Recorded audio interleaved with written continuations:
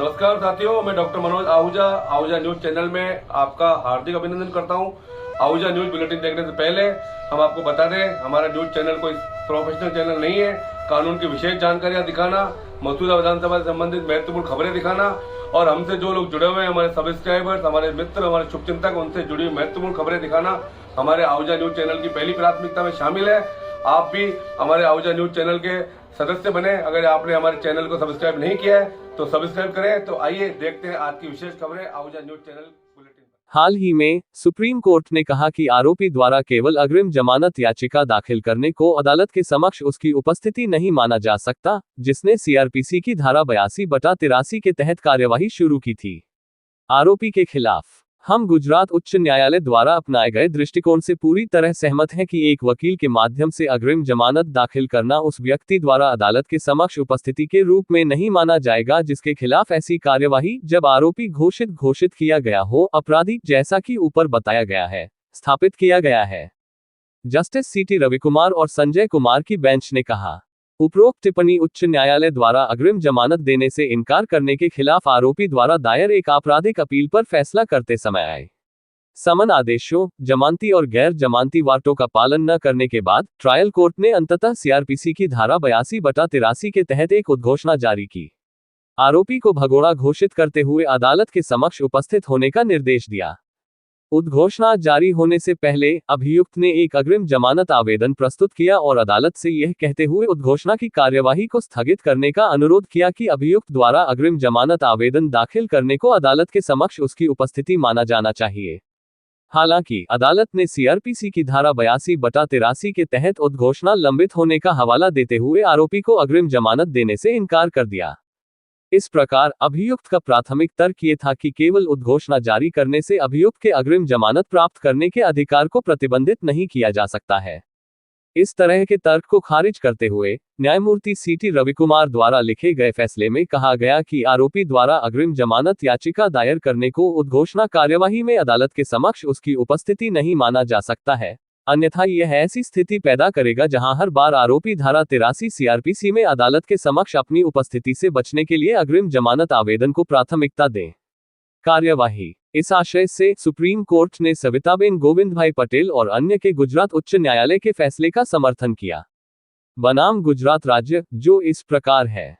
जहां तक संहिता की धारा 82/83 के तहत शुरू की गई कार्यवाही का संबंध है, याचिकाकर्ताओं अभियुक्तों द्वारा अपने वकील के माध्यम से अग्रिम जमानत आवेदन दाखिल करना सक्षम न्यायालय में याचिकाकर्ता अभियुक्त की उपस्थिति नहीं कहा जा सकता है, अन्यथा प्रत्येक फरार आरोपी अदालत के समक्ष उपस्थित होने की बाध्यता से बचने के लिए अग्रिम जमानत आवेदन दायर करके आश्रय बनाने का प्रयास करेगा और संहिता की धारा 83 के तहत कार्यवाही को आगे बढ़ाते हुए दावा करेगा कि उसे कानून की नज़र में भगोड़ा नहीं कहा जा सकता है।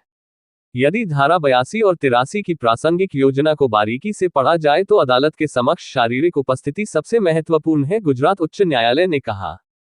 केस का शीर्षक श्रीकांत उपाध्याय बनाम बिहार राज्य।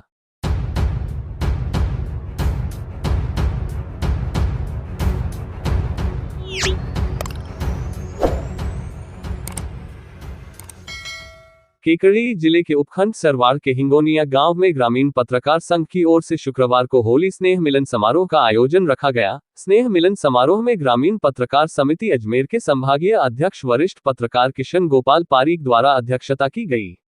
कार्यक्रम के मुख्य अतिथि संगठन के संरक्षक वरिष्ठ पत्रकार सुरेंद्र चतुर्वेदी द्वारा की गई तथा विशिष्ट अतिथि के रूप में संगठन के संभागीय सचिव वरिष्ठ पत्रकार राजेश वर्मा तथा केकड़ी जिला संरक्षक एडवोकेट व पत्रकार डॉक्टर मनोज आहूजा तथा अंतर्राष्ट्रीय ख्याति प्राप्त कवि देवकरण मेघवंशी रहे। सम्मेलन को संबोधित करते हुए मुख्य अतिथि सुरेंद्र चतुर्वेदी ने सभी पत्रकार साथियों को रंगों के पावन पर्व की शुभकामनाएं देते हुए कहा कि इस प्रकार के आयोजनों से रिश्तों में मिठास घुलती है, जो कि बेहतरीन जीवन जीने के लिए आवश्यक है। उन्होंने कहा कि पत्रकारिता कोई व्यवसाय नहीं है, बल्कि ये एक समाज सेवा है जो हर कोई नहीं कर सकता। वो बिरले ही होते हैं जो अपना जीवन समाज को समर्पित करते हैं। उन्होंने सभी पत्रकारों के उज्जवल भविष्य के लिए शुभकामनाएं देते हुए ढेर सारी बधाइयां दी। कार्यक्रम की अध्यक्षता कर रहे वरिष्ठ पत्रकार किशन गोपाल पारीक ने कहा कि शहरी और ग्रामीण पत्रकारों की कार्यशैली में काफी अंतर है। ग्रामीण पत्रकार अपने स्वाभिमान को जिंदा रखने के लिए संघर्ष करता है। उन्हें ना तो कोई सुविधा दी जाती है, ना ही कोई सहयोग करता है। उन्होंने कहा कि ग्रामीण पत्रकारों के लिए ये संगठन लगातार संघर्ष कर रहा है। शीघ्र ही पत्रकारों को सुविधाएं दिलवाई जाएगी। कार्यक्रम को संबोधित करते हुए केकड़ी जिला संरक्षक एडवोकेट डॉक्टर मनोज आहूजा ने कहा कि पत्रकारिता एक जोश, एक जुनून व जज्बा होता है। पत्रकारिता का कार्य निष्पक्षता व निडरता से करना चाहिए और सच का साथ देना चाहिए। पत्रकारों को किसी से डरने की जरूरत नहीं है। संगठन आपके साथ कंधे से कंधा मिलाकर खड़ा रहेगा।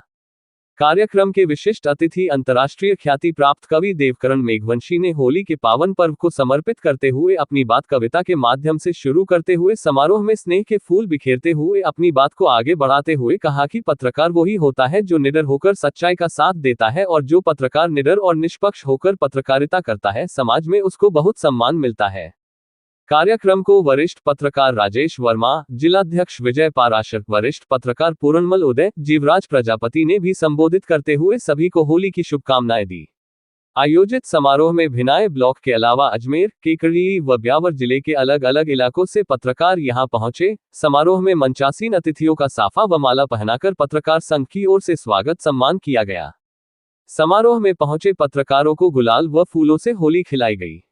इस मौके पर पत्रकार संघ से जुड़े पत्रकारों ने संघ के पदाधिकारियों से वार्ता की और उन्हें कवरेज के दौरान आने वाली समस्याओं के बारे में अवगत करवाया। समारोह में पत्रकारिता को लेकर सभी वक्ताओं ने अपने अपने विचार रखे तथा पत्रकारों को एकजुट संघ में रहते हुए पत्रकार हितों में काम करने की प्रेरणा दी।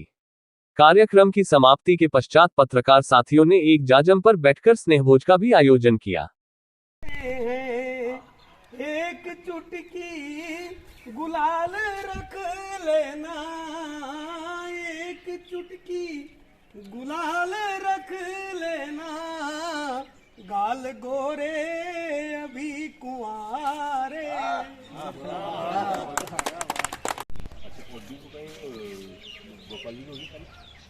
यस, जड़ों से जुड़े हुए रंग और जड़ों से जुड़े हुए पत्रकार आज यहाँ इकट्ठे हुए हैं हिंगोनिया की धरती पर, और मुझे खुशी है कि आज हम सारे पत्रकार मिलकर होली महोत्सव मना रहे हैं। और हमारी ये कामना है कि जितने रंग हमारी ज़िंदगी के अंदर हैं वो सारे रंग ज़िंदगी के हिस्से बनकर रहें और ता ज़िंदगी हम लोग खुशियों से गाते बजाते नाचते गाते रहें। आज इतना ही, धन्यवाद।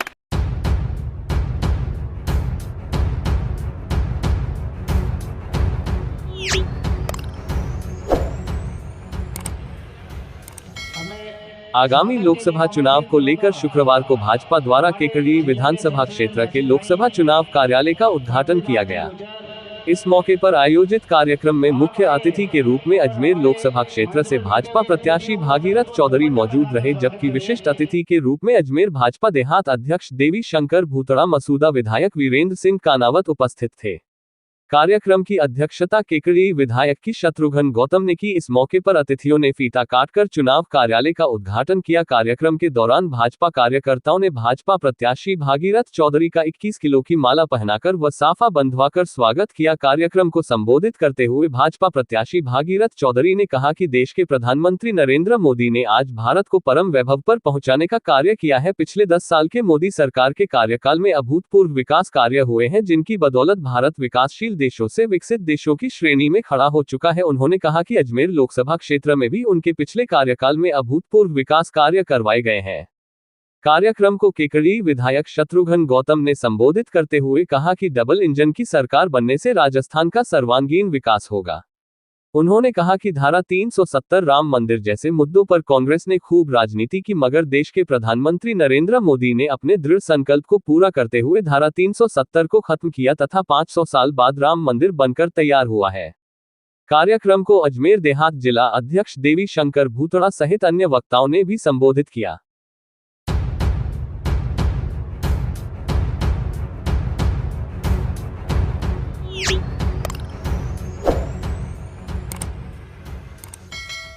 राज्य सरकार की 100 दिवसीय कार्ययोजना एवं लोकसभा चुनाव के तहत लागू आदर्श आचार संहिता की पालना में भिनाई थाना पुलिस ने भारी मात्रा में अवैध डोडा चूरा एवं परिवहन में प्रयुक्त वाहन को जब्त किया है।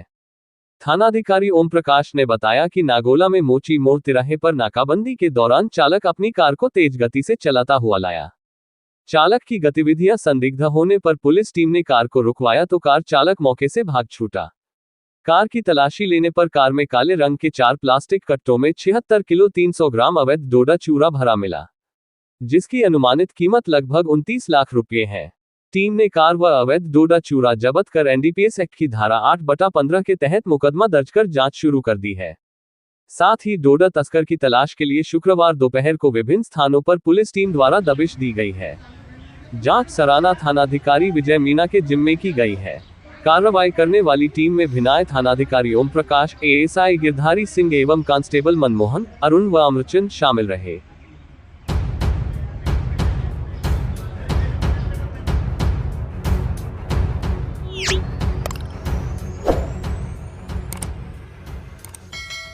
उपखंड अधिकारी सरवार गुरु प्रसाद तंवर के निर्देशानुसार लोकसभा चुनाव 24 मतदाता जागरूकता के लिए शुक्रवार दिनांक 29 मार्च गुड फ्राइडे के पावन पर्व पर आज स्वीप गतिविधि के अंतर्गत सरवार शहर के नगरपालिका सफाई कार्मिकों ने 100% मतदान करवाने की हुंकार भरी।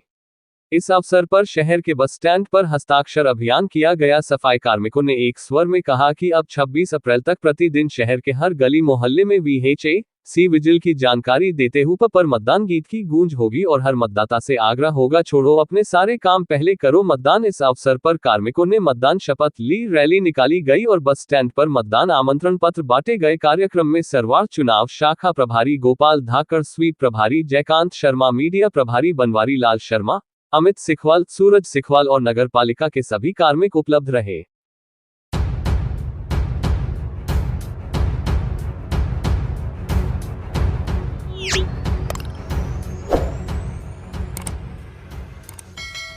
दोस्तों, देश की सबसे बड़ी संसद लोकसभा के चुनावों की रणभेरी बज चुकी है। देश में क्या माहौल चल रहा है ये सब आप देख ही रहे हैं।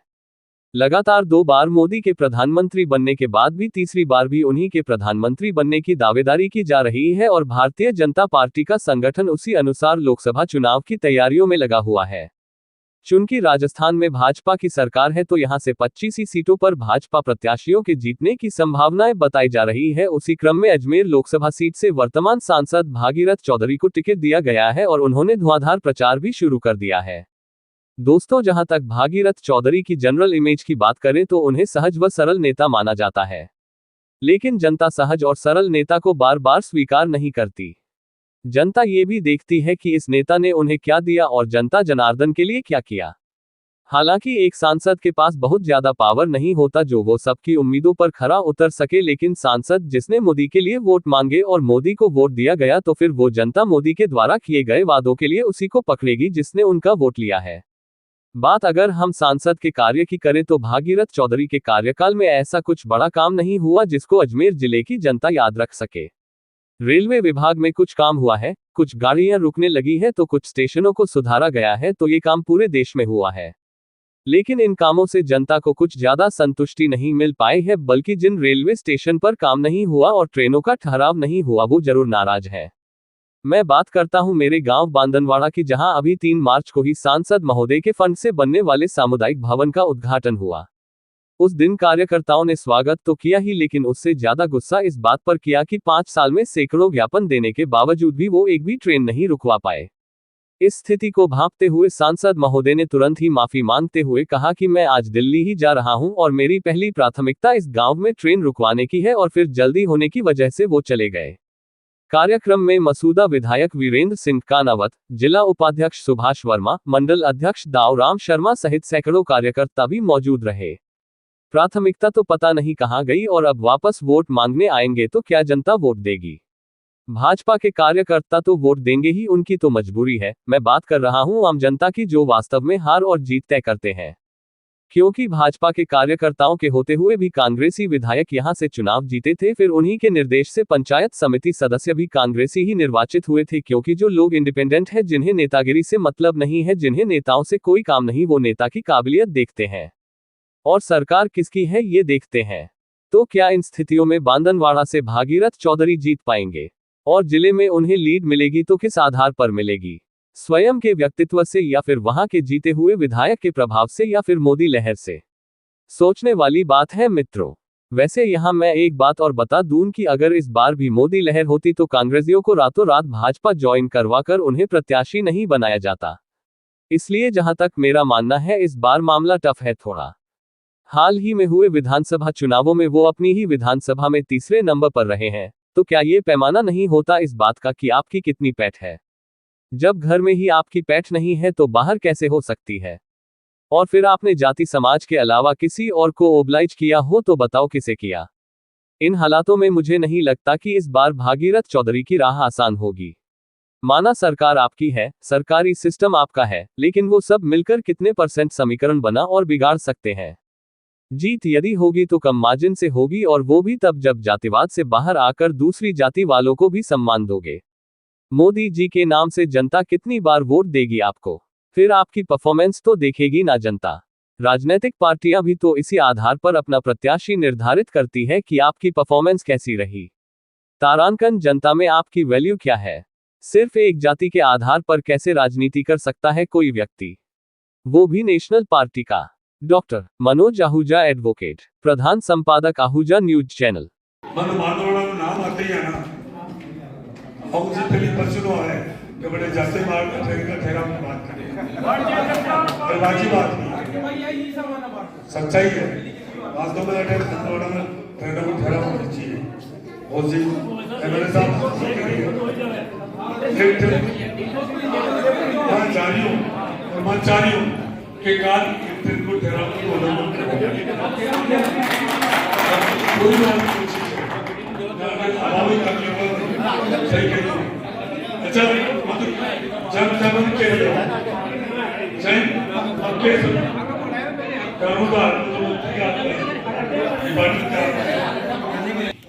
देखो 5:35 के बाद जम्मू से ट्रेन है, दिल्ली जा रही हूँ, मंत्री जी से हमारी बात हुई है और कार मेघरा को कब टाइम दी है। सबसे पहले भांगरवाड़ा की कार और किशन उतरी है, तो भांगरवाड़ा टिकट है।